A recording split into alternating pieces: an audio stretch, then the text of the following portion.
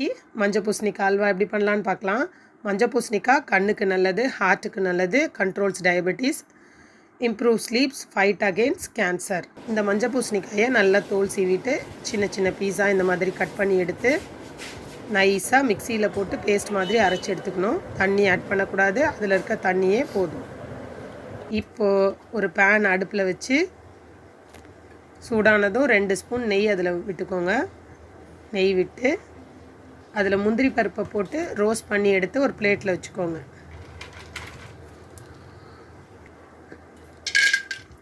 Roast ஆனதும் எடுத்து ஒரு பிளேட்டில் வச்சுக்கோங்க.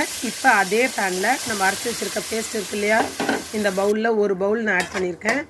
இப்போ 10லேருந்து 15 நிமிஷம் ஸ்லோ பண்ணி இதை வச்சுட்டு பச்சை வாசனை போகணும். நல்லா அந்த மஞ்சள் பூசணிக்காயோட பச்சை வாசனை வராத மாதிரி வதக்கணும். 10லேருந்து 15 நிமிஷம் ஆகும். நெய் தேவைன்னா இன்பிட்வீனில் நீங்கள் ஆட் பண்ணிக்கோங்க. ஆட் பண்ணி நல்லா வதக்கிட்டு அந்த பச்சை வாசனை போனோடனே நம்ம அளந்து வச்சுருக்கோம் இல்லையா, அதே பவுலில் ½ பவுல் ஆஃப் சுகர், ஒரு பவுல் அந்த பேஸ்ட்டுனா ½ பவுல் சுகர் ஆட் பண்ணி நல்லா மிக்ஸ் பண்ணி விடுங்க.